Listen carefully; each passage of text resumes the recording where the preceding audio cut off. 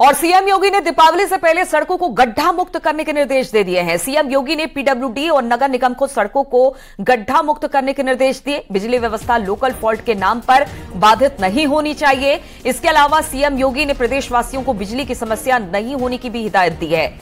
तो ये तमाम बातें हैं। गड्ढा मुक्त दीपावली से पहले हो जानी चाहिए सड़कें। इसके अलावा लोकल फॉल्ट बताकर बिजली की किसी तरह की समस्या नहीं होनी चाहिए। इसको लेकर अब सीएम योगी ने निर्देश दे दिए हैं। सीएम योगी ने दीपावली से पहले सड़कों को गड्ढा मुक्त करने के निर्देश दिए हैं। सीएम योगी ने पीडब्ल्यूडी और नगर निगम को सड़कों को गड्ढा मुक्त करने के निर्देश दे दिए हैं। यानी जहां जहां बरसात के समय में सड़कें खराब हुई है वहां पर दीपावली से पहले सड़कों को दुरुस्त कर लिया जाए, जिससे लोगों को आवाजाही में दिक्कत ना हो। इसके अलावा बिजली व्यवस्था लोकल फॉल्ट के नाम पर बाधित नहीं होनी चाहिए। अक्सर हमने देखा है ट्रांसफार्मर को लेकर या फिर किसी तरह के और फॉल्ट को लेकर बिजली व्यवस्था बाधित होती है। तो इसे लेकर भी सीएम योगी का कहना है कि बिजली व्यवस्था लोकल फॉल्ट के नाम पर बाधित नहीं होनी चाहिए। प्रदेशवासियों को बिजली की समस्या नहीं होनी चाहिए।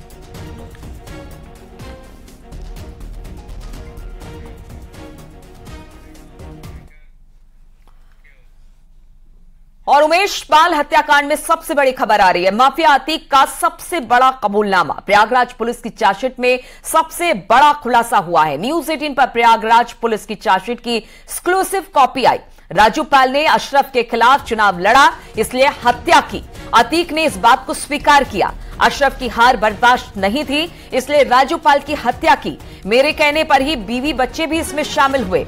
मैंने और अशरफ ने जेल में रहकर ही इस घटना की प्लानिंग की, इस घटना को अंजाम दिया। मेरे पास हथियारों की कमी नहीं है। मेरे संबंध आईएसआईएस से रहे हैं। अतीक असद गोली नहीं चलाएगा, ये तय हुआ था। अतीक शूटर्स गोली मारेंगे, ये भी तय हुआ था।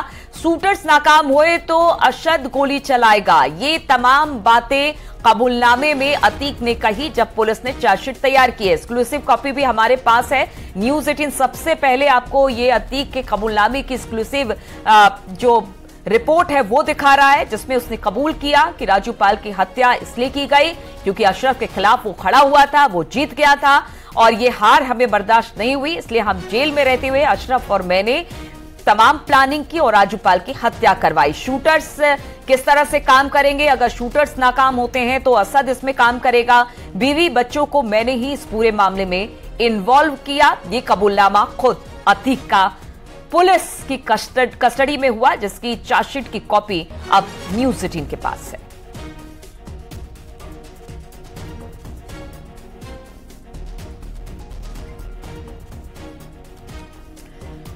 तो प्रयागराज पुलिस के सामने अतीक का जो कबूलनामा था उसकी चार्जशीट की कॉपी न्यूज 18 के पास है, जिसमें साफ साफ अतीक ने कहा कि राजू पाल की हत्या की साजिश उसने और अशरफ ने ही रची थी। उसकी हत्या करवाई क्योंकि अशरफ के खिलाफ इलेक्शन में खड़ा हुआ था। अशरफ की हार हुई और इसी से वो लोग बौखलाए हुए थे।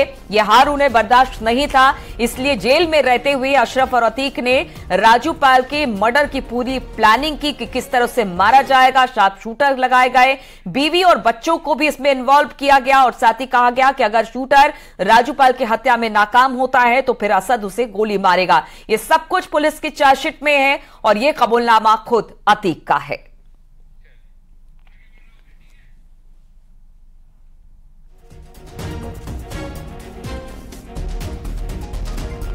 तो उमेश पाल की गवाही से परेशानी बढ़ गई। उमेश पाल को कई बार समझाया गया था, आखिर में उमेश पाल को रास्ते से हटाना पड़ा।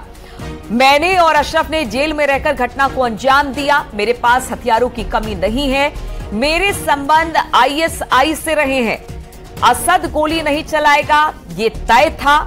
शूटर्स गोली मारेंगे, ये भी तय था। और अगर शूटर्स नाकाम हुए तब असद गोली चलाएगा। तो इस तरह की प्लानिंग थी अतीक की और अशरफ की कि किस तरह से मारा जाए, किस तरह से मौत के घाट उतारा जाए, क्योंकि ये बात उन्हें हजम नहीं हो रही थी कि आखिर कैसे अशरफ को कोई हरा सकता है। इसीलिए ये इस हत्या की साजिश रची गई, वो भी जेल से। उमेश पाल हत्याकांड से जुड़ी ये बड़ी खबर हम आपको बता रहे हैं, जहां पर अतीक का कबूलनामा सामने आया है।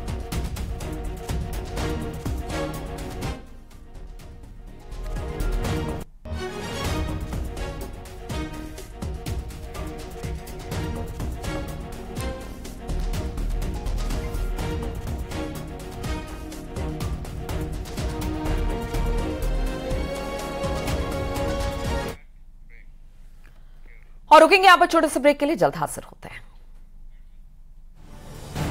आप देख रहे हैं न्यूज़ 18 उत्तर प्रदेश उत्तराखंड।